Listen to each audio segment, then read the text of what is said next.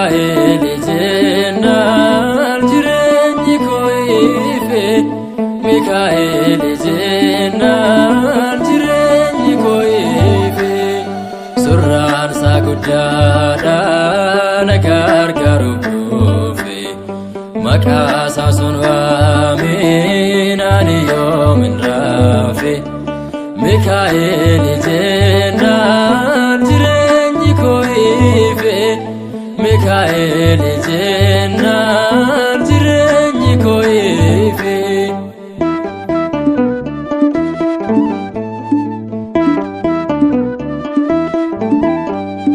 Naannoo koo dhaabdeetta utubaa ifaa kee. Dukkanni addunyaa akkamiin na daanke. Mikaa'el egaa koo kottumee garaa koo. Siin narra darbu xoofoon dhiphinaa koo. Surraan isaa guddaadha na gargaaruuf dhufe. Maqaa isaa sun waameen ani yoomin raafe. Mikaa'el jennaan jireenyi koo ife. Mikaa'el jennaan jireenyi koo ife.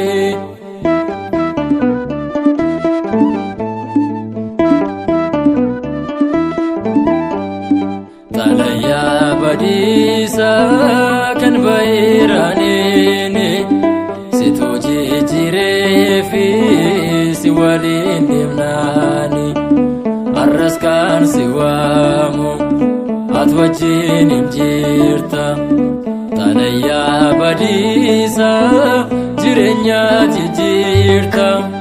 Surraan isaa guddaadha na gargaaruuf dhufe. Maqaa isaa sun waameen ani yoomin raafe. Mikaa'el jennaan jireenyi koo ife. Mikaa'el jennaan jireenyi koo ife.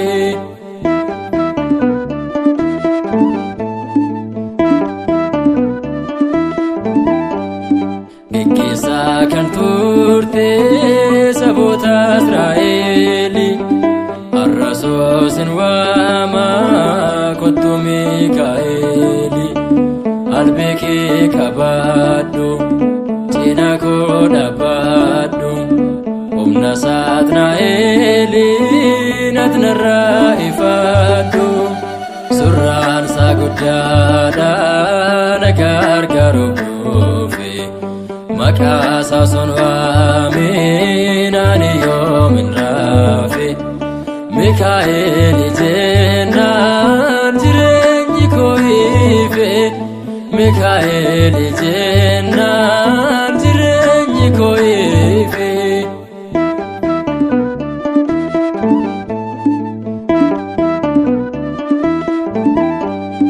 Naannoo koo dhaabdeetta utubaa ifaa kee. Dukkanni addunyaa akkamiin na daanke. Mikaa'el egaa koo kottumee garaa koo. Siin narra darbu xoofoon dhiphinaa koo. Surraan isaa guddaadha na gargaaruuf dhufe. Maqaa isaa sun waameen ani yoomin raafe. Mikaa'el jennaan jireenyi koo ife. Mikaa'el jennaan jireenyi koo ife. Surraan isaa guddaadha na gargaaruuf dhufe. Maqaa isaa sun waameen ani yoomin raafe.